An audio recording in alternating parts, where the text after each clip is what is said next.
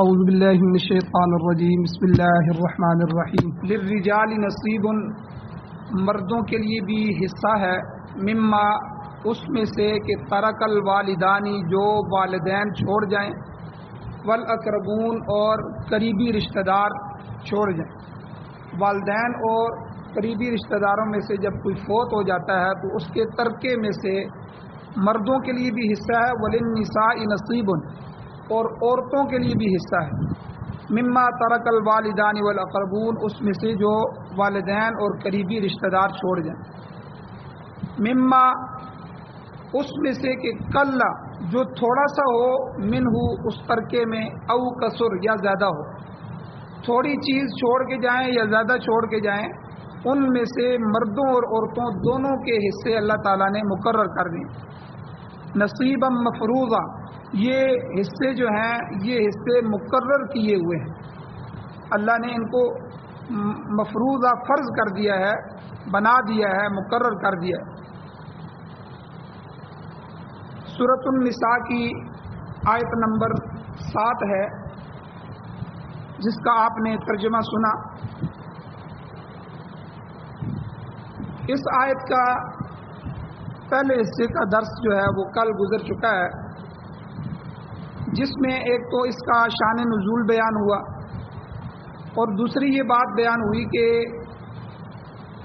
جو وراثت ہوتی ہے جب بندہ فوت ہو جاتا ہے، پیچھے اس کے وارث بنتے ہیں۔ مشرکین کے زمانے میں جب اسلام جو ہے قرآن نازل ہو رہا تھا، حضور علیہ الصلوۃ والسلام کے زمانے سے پہلے، مشرکین جاہلیت کے زمانے میں وراثت کا مروجہ قانون یہ تھا کہ مرنے والے کے جو بیوی اور بیٹیاں، ان دونوں کو تو بالکل نہیں دیتے تھے، کیونکہ بیوی بھی عورت ہے اور بیٹیاں بھی عورت ہے، عورت تو بالکل وراثت لے ہی نہیں سکتی تھی مشرکین کے زمانے میں۔ اب پیچھے رہ جاتے ہیں بیٹے، بیٹوں میں سے دو قسم کے ہوتے ہیں، یا تو کم سن چھوٹا نابالغ بچہ ہوتا ہے، یا بڑا بالغ سمجھدار بچہ ہوتا ہے۔ نابالغ کو بھی وراثت نہیں دیتے تھے، چھوٹے بچے کو بھی وراثت نہیں دیتے تھے۔ ان کے ہاں یہ بات طے تھی کہ باپ کی وراثت کا حقدار وہ بیٹا ہے جو لڑائی میں حصے لینے کے قابل ہو، جو تیر چلا سکتا ہو، جو تلوار پکڑ سکتا ہو، جو نیزہ پھینک سکتا ہو، جو دشمن پر حملہ آور ہو سکتا ہو، اور اگر دشمن اس پر حملہ کرے تو وہ اپنا دفاع کر سکتا ہو۔ یہ ان کا معیار تھا وراثت کا۔ تو گویا کہ خلاصہ یہ ہوا کہ عورت یعنی بیوی اور بچیاں عورت ہونے کی وجہ سے معروم تھی، اور لڑکوں میں چھوٹے لڑکے وہ چھوٹا ہونے کی وجہ سے معروم تھے۔ تو اللہ تعالیٰ نے اس آیت کو نازل کر کے فرما دیا، یہ وراثت کا تفصیلی جو قانون ہے وہ اگلی آیتوں میں آ رہا ہے، لیکن یہاں اجمالی طور پہ اللہ نے مختصراً بتا دیا کہ بھئی ہم نے مردوں کے لیے بھی حصے مقرر کر دیے ہیں، عورتوں کے لیے بھی حصے مقرر کر دیے۔ اس کا شان نزول کل بیان ہوا تھا، اور کچھ مسائل اس کے جو ہے وہ ترکے کے بھی بیان ہو چکے تھے۔ کل ایک مسئلہ جو ان آیتوں سے نکلتا ہے یا ان آیتوں سے متعلق ہے وہ بیان ہو رہا تھا کہ یہ جو وراثت کا قانون ہے، ان میں اللہ نے حصے بنا دیے، اب ان حصوں کے مطابق ہر ایک کو ملے گا، لیکن کچھ 4 جگہ ایسی ہے جہاں قانون وراثت میں استثناء ہے۔ یعنی کیا مطلب کہ حقیقی اولاد بھی وراثت میں سے حصہ نہیں لے سکتی، 4 جگہ، جن میں سے 2 جگہ میں نے کل بیان کر دی تھیں، اور 2 جگہ آج بیان کرنی ہے۔ 2 جگہ جو کل بیان ہوئی تھی ان کا خلاصہ یہ تھا کہ پہلی جماعت پیغمبروں کی ہے، پیغمبروں کی اولاد پیغمبر کی وارث نہیں بن سکتی۔ حضور علیہ الصلوۃ والسلام کا ارشاد ہے کہ نحن معاشر الانبیاء، ہم انبیاء کی جماعت ہے، لا نورث، ہماری وراثت آگے تقسیم نہیں کی جاتی، ما ترکنا صدقۃ، جو کچھ ہم ترکہ چھوڑتے ہیں وہ صدقہ ہوتا ہے، بیت المال میں جاتا ہے، وہ غریبوں کا حق ہوتا ہے۔ اسی لیے حضرت فاطمہ الزہرا رضی اللہ تعالی عنہ حضرت ابوبکر صدیق رضی اللہ تعالی عنہ کے پاس گئیں تو انہوں نے ان کو یہی حدیث بیان فرمائی اور بات سمجھائی کہ حضور نے فرمایا تھا ہم پیغمبر ہیں، ہمارے آگے بیٹیوں کو، بیٹوں کو، بیویوں کو حصہ نہیں ملتا. اور میں نے کل جواب دیا تھا جو شیعہ روافض اعتراض کرتے ہیں کہ یہ حضرت فاطمہ کا حق نہیں دیا، تو بھائی حضرت ابوبکر صدیق رضی اللہ تعالیٰ عنہ نے اپنی بیٹی کو بھی نہیں دیا، حالانکہ ان کی بیٹی حضور کی بیوی تھی حضرت عائشہ صدیقہ. اگر دینا ہوتا تو اپنی بیٹی کو بھی دیتے. تو انہوں نے جس طرح پیغمبر علیہ السلام کی بیٹی کو نہیں دیا، تو انہوں نے اپنی بیٹی جو زوجہ رسول تھی ام المؤمنین تھی ان کو بھی نہیں دیا، کیونکہ وہ یہ سمجھتے تھے کہ یہ حضور علیہ السلام کا جو ترکہ ہے یہ صدقے میں. ایک صورت جس میں آگے وراثت نہیں چل سکتی وہ تو پیغمبری ہے، اور اس میں یہ مسئلہ بھی بیان ہوا تھا کہ پیغمبر کی آگے وراثت نہیں چل سکتی، لیکن پیغمبر اپنے باپ کا وارث ہو سکتا ہے. شرط یہ ہے کہ وہ والد بھی پیغمبر نہ ہو. تفصیل کل گزر چکی ہے. دوسرا استثناء اسلام میں مسلم اور غیر مسلم کو. حضور کی حدیث ہے، حضور نے فرمایا لا یرث المسلم الکافر ولا الکافر المسلم، کہ نہ مسلمان کافر کا وارث بن سکتا ہے، نہ کافر مسلمان کی وراثت میں سے حصہ لے سکتا ہے. یعنی مثال کے طور پر اگر باپ مسلمان ہے اور بیٹا کافر ہے، یا بیٹا مسلمان ہے باپ کافر ہے، تو ان میں سے کوئی بھی فوت ہو گیا تو دوسرا ایک دوسرے کے وارث نہیں بن سکتے. تو یہ کفر جو ہے یہ بھی وراثت کو روک دیتا ہے. آج تیسری صورت ہے استثناء کی کہ قاتل مقتول کا وارث نہیں بن سکتا. قاتل مقتول کا وارث نہیں بن سکتا. مثلا بیٹا اگر باپ کو قتل کر دے، کیونکہ بیٹا اپنے والد کا وارث بن رہا ہوتا ہے، اس لیے شریعت اس کو وراثت سے محروم کر دیتی. بھتیجا اپنے چاچے کو قتل کر دے، ایسے چچے کو جس کی وراثت اس کو پہنچ سکتی ہے، تو اس قتل کی وجہ سے وہ مقتول کی وراثت سے محروم ہو جائے گا. شریعت میں اس کو بھی وراثت نہیں دی جائے گی، کیونکہ اس میں شبہ پڑ گیا ہے کہ ہو سکتا ہے بیٹے نے اپنے والد کو اس لیے قتل کیا ہو کہ وہ اس کے مرنے کے بعد اپنی وراثت چاہتا ہو اور جلد از جلد چاہتا ہو. تو اس لیے، اور دوسرا اس کو سزا ہے شریعت کی طرف سے، جس نے اپنے والد کو قتل کیا ہے، کہ اس کو وراثت سے محروم کر دیا جائے. تو یہاں قانون کیا ہوا کہ قاتل اگر مقتول کی وراثت میں جو ہے وہ حصہ دار بن رہا ہے شرعی طور پر، تو قاتل کو شریعت نے مستثنا کر دیا ہے، محروم کر دیا. تو چوتھی صورت ہے آزاد اور غلام کی. آزاد اور غلام کے درمیان بھی وراثت نہیں چلتی. باپ بیٹے میں سے اگر باپ آزاد ہے اور بیٹا غلام ہے، ٹھیک ہے، یا بیٹا آزاد ہے اور باپ غلام ہے، تو ان میں سے جو ہے اگر کوئی فوت ہو جائے تو ان کی وراثت جو ہے وہ آزاد بیٹے یا آزاد باپ کو نہیں ملے گی.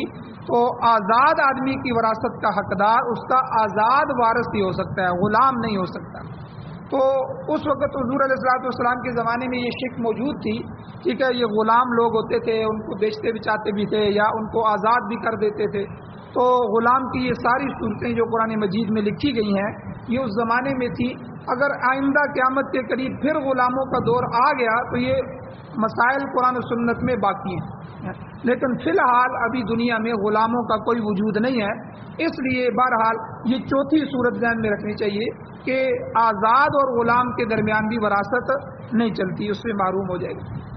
ایک تو ان آیتوں سے متعلق یہ 4 استثنائی صورتیں تھیں جو میں نے آپ کے سامنے بیان فرمائی.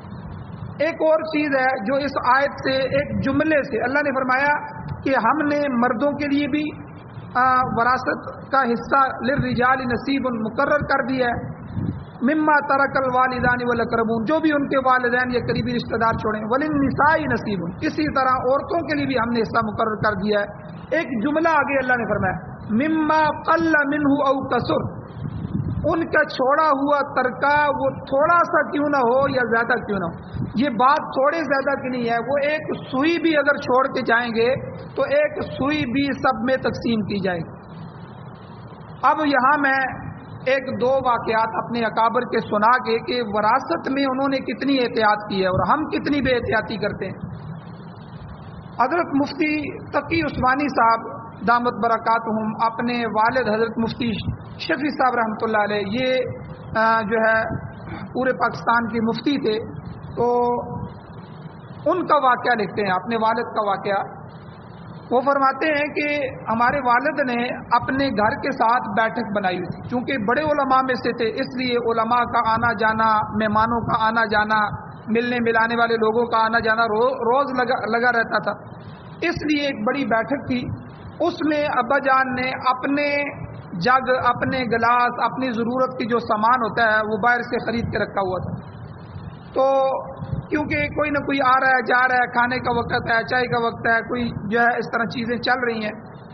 تو اس میں کہتے ہیں ایک بات بڑی عجیب ہوتی کہ کبھی مہمان زیادہ ہو جاتے تو والد صاحب ہمیں فرماتے کہ بھائی جاؤ اندر سے اتنی پلیٹیں زیادہ لے آؤ، اتنے جگ جو ہے زیادہ لے آؤ، اتنی فلاں چیز زیادہ لے آؤ. ہم لے آتے. اب مہمان جب چلے جاتے تو والد صاحب کہتے کہ بھئی ان چیزوں کو جن کو گھر سے لے کے آئے ہو فوراً اٹھاؤ اور گھر میں رکھ کے آؤ. مفتی تقی عثمانی صاحب فرماتے ہیں کہ ایک دفعہ میں نے ابا جی سے پوچھ لیا کہ بھئی ابا جی یہ ساری گھر کی چیزیں ہیں، ایک ہی گھر کی ہیں، چاہے اس کمرے میں پڑی رہیں چاہے گھر کے اندر پڑی رہیں، آپ ان میں جلدی کیوں کرتے ہیں کہ فوراً ان کو لے کے جائیں؟ تو انہوں نے فرمایا بیٹا بات سنو، یہ جو کمرے کے اندر چیزیں پڑی ہوئی ہیں میری بیٹھک میں، یہ میری ذاتی چیزیں ہیں، یہ میں نے آپ خود خریدی ہیں. اور یہ جو آپ گھر میں جہیز پڑا ہوا ہے یہ آپ کی والدہ کا ہے. جہیز عورت کا ہوتا ہے، اس لیے جب اللہ نہ کرے طلاق ہو جائے تو وہ اپنا سارا سامان اٹھا کے لے جاتے ہیں، اور رضائیاں تلائیاں ان میں سے روئیاں بھی نکال کے لے جاتے ہیں، ان کا وہ ان کی چیز ہوتی ہے. تو فرمایا کہ جو اندر چیزیں پڑی ہوئی ہیں وہ آپ کی والدہ کی ہیں. اللہ نہ کرے اگر آپ کی والدہ فوت ہوتی ہیں تو میں اگر زندہ رہا تو میں خاوند ہوں، مجھے بھی حصہ شریعت نے دیا ہے، آپ بیٹوں کو بھی دیا ہے، تو وہ سارا ترکہ جو اندر ہے وہ آپ کی والدہ کی طرف سے وارثوں میں تقسیم ہو. اور یہ جو بیٹھک میں ہے اگر میں فوت ہو گیا تو میں نے وصیت کی ہوئی ہے کہ یہ میری بیٹھک میں جو چیز ہے یہ ساری کی ساری میری چیزیں ہیں، میری وراثت میں صرف ان کو تقسیم کیا جائے. اب مجھے ہر وقت یہ ڈر لگا ہوتا ہے کہ آپ کی والدہ کی چیزیں اگر یہاں آ جائیں تو کہیں میں مر جاؤں اور وہ میری وصیت کے مطابق تقسیم ہو جائیں اور کل کہیں میں قیامت والے دن اللہ کا مجرم نہ بن. آپ اندازہ لگائیں، تقویٰ دیکھیں، وراثت میں تقسیم دیکھیں. اور ہم کیا کہتے ہیں جی بس ساری ایک ہی چیزیں ہیں، کوئی مسئلہ نہیں ہے، اور بالکل جو ہے وہ ایک ہی نظام چل رہا ہے. اور دوسرا واقعہ کہ مفتی تقی عثمانی صاحب کی جو شیخ تھے، پیر تھے، حضرت مولانا ڈاکٹر عبدالحی عارفی صاحب رحمۃ اللہ علیہ، وہ اس موقع پہ تشریف لائے ان کے گھر میں، یا کوئی اور موقع تھا، تو فرماتے ہیں کہ ان کو دل کی تکلیف تھی اور ہمارے ابا جی کو بھی دل کی تکلیف تھی. اب والد صاحب تو فوت ہو گئے، اب وہ دل کی تکلیف کے لیے یا اس بیماری کے لیے جو معجون استعمال کرتے تھے، جو دوائی کرتے تھے، ہمارے ہاں تو جو مریض فوت ہو جاتا ہے اس کی دوائی بیکار ہو جاتی ہے کہ بھئی اب اس کی دوائیوں کو ہم نے کیا کرنا. اب اسی طرح کا کوئی رشتہ داروں میں سے مریض آتا ہے تو ہم کئی دفعہ وہ دوائیاں اٹھا کے دے دیتے ہیں، بھئی آپ بھی، ہمارے والد صاحب بھی دل کے مریض تھے، آپ کو بھی دل کا مرض ہے، اب ان کی یہ دوائیاں تو کسی کام کے نہیں ہیں، چلے آپ استعمال کر. ہو جاتا ہے. کہتے ہیں اسی طرح ہوا. تو وہ جب ڈاکٹر عبدالحی عارفی صاحب رحمۃ اللہ علیہ تشریف لائے تو ہم نے وہ معجون جلدی سے حضرت کو دے دیا. ان کو وہ سانس پھول گیا، تکلیف ہوئی، ہم نے کہا حضرت معجون استعمال کریں. حضرت نے ڈانٹا، شیخ تھے، تربیت کرنے والے تھے، صحیح پیر تھے. فرمایا کہ بھائی یہ معجون بھی آپ کے والد کے مرنے کے بعد آپ کی وراثت کا حصہ ہے. اب یہ دوائیاں بھی جو ہے 1 روپے کی قیمت کی بھی چیز اگر ہے آپ اس کی قیمت لگائیں گے، بیچیں گے اور سب وارثوں میں برابر تقسیم کریں گے. اب اپنے وارثوں کی اجازت کے بغیر آپ یہ مجھے معجون بھی نہیں دے سکتے، یہ دوائی بھی نہیں دے سکتے. آپ دیکھیں وراثت کا کتنا باریک مسئلہ ہے. تو اس لیے شریعت نے کہہ دیا ہے کہ للرجال نصیب وللنساء نصیب، ہم نے مردوں کے لیے بھی حصے مقرر کر دیے ہیں، عورتوں کے لیے بھی حصے. بلکہ امام اعظم ابو حنیفہ رحمہ اللہ کا ایک واقعہ یاد آ گیا کہ ایک آدمی ان کا پڑوسی تھا اور وہ بیمار ہوا، اور بیمار ہوتے ہوتے بالکل آخری سٹیج پہ چلا گیا. تو اس نے حضرت کو بلایا کہ بھئی آپ تشریف لائیں. تو بالکل مرگ الموت میں تھا. تو اب وہ چلے گئے اس کی عیادت کے لیے. وہاں جب پہنچے تھوڑی دیر بیٹھے تو وہ آدمی فوت ہو گیا. اور اس وقت یہ بلب لائٹیں وغیرہ نہیں ہوتی تھیں، اس وقت زمانہ تھا دیوں کا، دیے جلتے تھے. تو جو ہی اس کی روح نکلی تو امام صاحب نے اٹھ کے وہ دیا بجھا دیا. اب وہ جو گھر والے بیٹھے ہوئے تھے، افراد تھے، وہ بڑے حیران ہوئے کہ بھائی اب تو موقع ایسا ہے کہ لوگ بھی آئیں گے، رشتہ دار بھی آئیں گے، دیا جلانے کا موقع ہے، اور انہوں نے جلتے ہوئے کو بجھا دیا۔ تو انہوں نے امام صاحب سے پوچھا کہ یہ کیا مسئلہ ہے، آپ نے دیے کو کیوں بجھا دیا؟ تو حضرت نے فرمایا کہ بھائی جب تک یہ دیا جل رہا تھا اس کے نیچے تیل جل رہا ہے، دیوں کے نیچے تیل ڈالتے تھے، تو فرمایا کہ یہ تیل کا مالک یہ آدمی تھا، اب جو ہی روح نکل گئی، اب جو تیل بچ گیا ہے، دیا جل رہا ہے، اب اس کی وراثت ملکیت ختم، دنیا سے روح نکلی، آپ دنیا کی کسی چیز کے بھی مالک نہیں رہے، اب وہ ساری وراثت وارثوں میں تقسیم ہو جائے گی، آپ کے ہاتھ میں کچھ بھی نہیں ہے، آپ کا وہی آگے جائے گا جو آپ کا اور میرا عمل ہے۔ اب دنیا کی کوئی دولت، کوئی ملکیت نہیں ہے، گھڑی اتار لی جائے گی، موبائل نکال لیا جائے گا، کپڑے اتار لیے جائیں گے، ہر چیز اتار لی جائے گی، بالکل الف ننگا کر کے ہمیں اللہ کے حوالے کر دیا جائے گا، قبر میں ڈال دیا جائے گا، اس لیے دنیا کی ملکیتیں ختم ہو جاتی ہیں روح کے ساتھ۔ تو امام صاحب نے فرمایا کہ جو ہی اس کی روح نکلی، اب جو یہ تیل تھا اس کے وارث جو ہیں مالک بن گئے ہیں، تو میں نہیں چاہتا تھا کہ اب ان کے وارثوں کی اجازت کے بغیر اس روشنی کو استعمال کیا جائے۔ دیکھیں آپ کتنا باریک مسئلہ ہے، یہ سب کچھ تقوی کے ساتھ، اگر انسان صحیح شریعت پر چلنا شروع کر دے کہ بھائی میں نے کسی کا ایک ذرہ بھی جو ہے وہ کسی کا حق نہیں کھانا۔ اور یہ ہمارے معاشرے میں کیا ہو رہا ہے، بھائی بڑا بھائی اگر قابو آ گیا کہ اس کے، تو وہ چھوٹے بھائیوں کو نہیں دیتا، اور بھائی سارے مل کے قابو آ گئے ہیں تو بہنوں کو حصہ نہیں دیتے، والدہ کو تو کوئی پوچھتا ہی نہیں ہے۔ تو یعنی یہ سارے اور ایک ایک روپے کا بدلہ دے۔ اللہ قرآن میں فرماتے ہیں فَمَن يَعْمَلْ مِثْقَالَ ذَرَّةٍ خَيْرًا يَرَهُ وَمَن يَعْمَلْ مِثْقَالَ ذَرَّةٍ شَرًّا يَرَهُ، ایک رائی کے دانے کے برابر بھی تم نے نیکی کی ہوگی تو کل قیامت کے دن تم اسے دیکھ لو گے۔ اگر ایک رائی کے برابر بھی تمہارا گناہ ہوگا تو تم اسے بھی دیکھ لو گے، تمہارے سامنے لایا جائے گا، تم سے اس کا بھی حساب کیا جائے۔ وہ کسی نے ایک بڑا اچھا واقعہ بیان کیا ہے، اب وہ واقعہ مستند ہے کہ نہیں ہے، لیکن آخرت کو سمجھنے کے لیے بہت اچھا واقعہ ہے۔ انہوں نے کہا کہ ایک دفعہ کوئی آدمی کسی جو ہے وہ پگڈنڈی پہ جا رہا تھا، جو فصلوں کے درمیان پگڈنڈی ہوتی ہے، تو کسی کی گندم تیار تھی، تو ہم جاتے جاتے جیسے بے دھیانی میں، بے خیالی میں ہم وہ پودا اکھاڑ دیتے ہیں، پودوں کو پکڑ لیتے ہیں جو ہے اس کو، تو اس نے وہ گندم کے چند خوشے جو ہیں وہ اس طرح کر کے اوپر سے اکھاڑ لیے اور ان کو پھینک دیا۔ پھر اچانک اسے خیال آیا کہ بھائی یہ تو میں نے کیا کر دیا، یہ 2-3 پودے جو گندم کے ہیں یہ تو اس مالک کے تھے، اب کہیں ایسا نہ ہو کہ کل قیامت کے دن جو ہے میں اللہ کا مجرم بن جاؤں، تو اور اس نے مجھ سے مانگ لیے تو مجھے دینے ہوں گے۔ تو اب اس نے وصیت کی کہ اتنے سٹے جو ہیں، اتنے گندم کے جو پودے ہیں، ان کے میں سے گندم نکال کے جو ہے آپ نے میری قبر میں رکھ دیں۔ کسی بزرگ کو وہ خواب میں آیا تو اس نے بزرگ نے پوچھا کہ اچھا اللہ کے سامنے معاملہ پیش ہوا ہے تو تمہارے ساتھ کیا معاملہ ہوا؟ تو اس نے کہا کہ اللہ تعالیٰ نے کہا کہ بھائی گندم تو تم لے آئے ہو، لیکن اس میں سے جو بھوسا تھا اس کا کیا کرو گے؟ وہ بھوسا بھی اس مالک کا ہے۔ تو اس لیے اگر کسی نے ایک ذرہ برابر بھی کسی کا نقصان کیا تو کل قیامت کے دن اس کے سامنے آئے۔ اور اسی لیے حضور علیہ الصلوۃ والسلام کی حدیث ہے، حضور نے فرمایا جو کسی کی ایک بالشت زمین دبا کے بیٹھ جاتا ہے، ایک بالشت، ایک گٹھ ہم جسے کہتے ہیں، اتنی زمین بھی کسی کی، کل قیامت والے دن جہنم تو بعد میں ہوگی، سب کے سامنے اسے ذلیل اور رسوا کرنے کے لیے حضور نے فرمایا 7 زمینوں 7 آسمان 7 زمینوں کے حصے کو کاٹ کے اس کے اوپر ڈالا جائے کہ اب لے اور اس کے وزن کو اٹھا، اس کے بوجھ کو اٹھا۔ اور اسی طرح حدیث میں آتا ہے، حدیث کا مفہوم ہے، حضور اسلام نے فرمایا کہ جو آدمی کسی کا حق کھاتا ہے، 1 روپیہ بھی کسی کا حق اس نے کھا لیا، 1 روپیہ، اور 1 درہم کی مثال حضور نے دی کہ 1 درہم کسی نے کسی کا کھا لیا تو کل قیامت کے دن 600 مقبول نمازیں اس کے بدلے میں اس آدمی کو دلوائی جائیں۔ اور ہم پہلے تو نماز پڑھتے ہی نہیں ہیں، نماز پڑھتے ہیں تو ہمیں پتہ ہے ہماری نمازیں پتہ نہیں قبول ہوتی ہیں کہ نہیں ہوتی، کیونکہ عبادت اللہ کی شایان شان ہوگی تو قبول ہوگی۔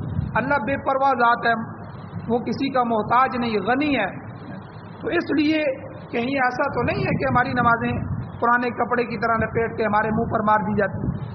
لیکن اگر قبول بھی ہو جائیں تو 1 روپے کے بدلے میں، 1 درہم کے بدلے میں کل قیامت میں جب، کیونکہ وہاں تو رقم نہیں ہوگی، ہم پیسوں کے بدلے پیسے تو اس کو نہیں دے سکیں گے، تو بدلے میں اللہ تعالیٰ 600 مقبول نمازیں لیں گے 1 درہم میں. تو اس لیے بندہ اپنی زندگی کو اسلام کے مطابق گزارے، شریعت کے مطابق گزارے کہ کسی کا حق مجھ سے ضائع نہ ہو.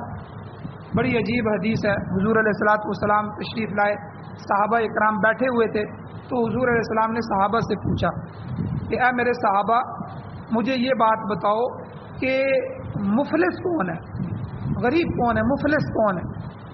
تو صحابہ نے فرمایا حضور مفلس وہی ہے کہ جس کے پاس کھانے کے لیے کچھ نہ ہو، پہننے کے لیے کچھ نہ ہو، غریب آدمی ہے، کسی سے کوئی مانگے تو وہ اسے دے نہ.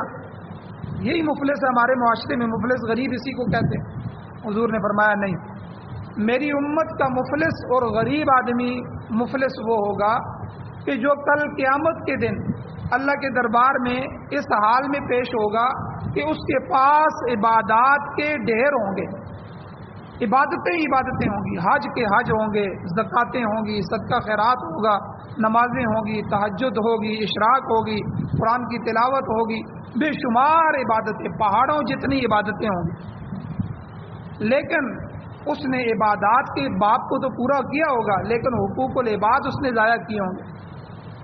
اس نے حقوق العباد میں ڈنڈی ماری ہوگی، لوگوں کے حق کھائے ہوں گے، کسی بھائی کی جو ہے نقصان کر دیا ہوگا، کسی بہن کی زمین دبا لی ہوگی، کسی پڑوسی کو نقصان دیا ہوگا، کسی گاہک کو جو ہے دھوکہ فریب سے کوئی چیز بیچی ہوگی، کوئی نہ کوئی اس کے کھاتے میں حقوق العباد جمع ہوں گے، اس نے حق ضائع کیے ہوں گے. اللہ اپنے حق تو معاف کر سکتا ہے، حقوق اللہ جو ہے نماز، روزہ، حج، زکوٰۃ، اس میں کمی کوتاہی ہے، اللہ کو کوئی پوچھنے والا نہیں ہے، اللہ چاہے تو معاف کر دے، چاہے تو عذاب دے. لیکن حقوق العباد جو ہیں وہ اللہ معاف نہیں کریں گے خود، وہ جب تک بندے کو حق نہیں دلایا جائے. تو حضور نے فرمایا صحابہ کو اب قیامت والے دن حق لینے والے کھڑے ہو جائیں گے، یا اللہ اس نے میرا فلانا حق دینا ہے، اس نے میرا فلانا حق دینا ہے، اس نے میری زمین دبائی ہے، اس میں فلاں چیز میری غصب کی ہے، اس کی وجہ سے مجھے اتنے ہزاروں کا نقصان ہو گیا تھا. وہ حق والے آ جائیں گے. تو حضور نے فرمایا اب وہاں سکہ جو ہے وہ رائج الوقت سکہ تو نہیں ہوگا، وہاں سکہ اعمال کا ہوگا. اللہ کہیں گے اس کے اعمال ان کے کھاتے میں ڈالتے جاؤ. کرتے کرتے کرتے ان حقوق والوں کے حق ادا کرنے کے لیے اس کی ساری عبادات چلی جائیں، نمازیں بھی اڑ جائیں گی، حج بھی چلے جائیں گے، زکاتیں بھی چلی جائیں گی، تہجد بھی، تلاوت بھی، سب کچھ ختم ہو جائے گا، لیکن حق والے اب بھی باقی ہیں. تو اللہ تعالیٰ کہیں گے ان کے گناہ اٹھا اٹھا کے اس کے کھاتے میں ڈالتے ہیں. اب پہلے سے اس کے گناہ جو ہے وہ پیچھے بچ گئے ہیں، اب ان لوگوں کے گناہ بھی حقوق کے بدلے میں اس کے اوپر ڈالتے جائیں گے. یہاں تک کہ حضور نے فرمایا کہ جب وہ حاضر ہوا تھا تو عبادات اور نیکیوں کے ڈھیر اس کے پاس تھے، لیکن جب اس کا حساب مکمل ہوگا اور گھسیٹ کر اسے جہنم میں ڈالا جائے گا تو اس وقت پہاڑوں جتنے گناہ اس کے کھاتے میں. تو حضور نے فرمایا یہ میری امت کا مفلس ہے. آج کا مفلس، آج کی غریبی کوئی غریبی نہیں ہے. آدمی چھپ چھپا کے کچھ کھائے نہ کھائے عزت بچا سکتا ہے اور کوئی مسئلہ بھی نہیں ہے. دنیا کی غریبی کوئی غریبی نہیں ہے، قیامت میں کہیں ہم غریب نہ ہو جائیں. حضور نے فرمایا میری امت کا مفلس یہ آدمی. تو اس لیے میرے بھائیوں، اللہ تعالیٰ نے وراثت کے حقوق خود مقرر کر دیے ہیں قرآن میں. جب آدمی فوت ہو جائے اب کون کون سے وارث بننے ہیں، کس کس نے وراثت میں سے حصہ لینا ہے اور کتنا کتنا حصہ بنتا ہے، اللہ نے فرمایا ہم نے مقرر کر دی ہیں. اب آرام سے جب آدمی فوت ہو جائے جو ہے اسی وقت یا دوسرے دن تیسرے دن بھائی بیٹھ جائیں، اپنے حساب کریں کہ ہمارے والد صاحب کے اکاؤنٹ میں کتنے پیسے تھے، ہمارے والد صاحب کا جو ہے وہ سونا چاندی کتنا تھا، ہمارے والد صاحب کی زمین کتنی ہے، ہمارے والد صاحب کی یہ جو ترکہ چھوڑا ہے یہ کل ہے کتنا. پھر اس کی قیمت لگائی جائے، یا اس کو تقسیم کرنے والی ہیں تو تقسیم کیا جائے، پھر اس کے حصے پوچھے جائے. ان حصوں کے بقدر بھائیوں میں بہنوں میں جو آپ کی والدہ ہے ٹھیک ہے اس کا بھی 8واں حصہ بنتا ہے، اس کو دیا جائے زوجہ کو.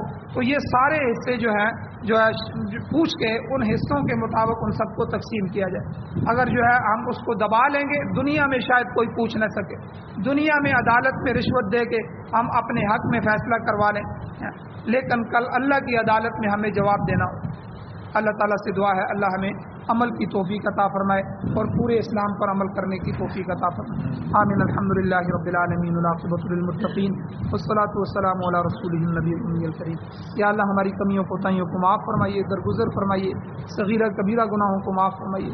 قرآن و سنت کو سننے، سمجھنے، عمل کرنے اور اس کی اشاعت کرنے کی توفیق عطا فرمائیے. یا اللہ پورے پاکستان سمیت پوری دنیا میں امارت اسلامیہ اور خلافت راشدہ کا قانون نصیب فرمائیے. قرآن و سنت کو بطور آئین، بطور دستور، بطور ضابطۂ حیات ہمیں نصیب فرمائیے. یا اللہ دنیا میں جتنے بھی باطل نظام کام کر رہے ہیں، یا اللہ آپ کے نظام کے مقابلے میں جمہوریت ہو، سوشلزم ہو، کمیونزم ہو، اشتراکیت ہو، یا اللہ دہریت ہو، لبرلزم ہو، یا اللہ یہ جتنے بھی نظام ہیں، یا اللہ ان سب باطل نظاموں کو ختم فرمائیے. اپنا نظام ہمیں نصیب فرمائیے. یا اللہ جو بیمار ہیں ان کو شفا عطا فرمائیے. جو حضرات اس دنیا سے ایمان لے کے چلے گئے ہیں، یا اللہ ان سب کی بخشش فرمائیے. یا اللہ ہمارے ماما خلیل صاحب فوت ہوئے ہیں، بہت نیک آدمی تھے، یا اللہ ان کی بخشش فرمائیے. یا اللہ قبر کو ان کی جنت کے باغوں میں سے باغ بنائیے. یا اللہ جو حضرات یا اللہ پریشان حال ہے ان کی پریشانیوں کو ختم فرمائیے. یا اللہ ہماری دعاؤں کو محض اپنے فضل و کرم سے قبول فرمائیے. صلی اللہ تعالی علی خیر خلقہ محمد و آلہ و اصحابہ اجمعین برحمتک یا ارحم الراحمین.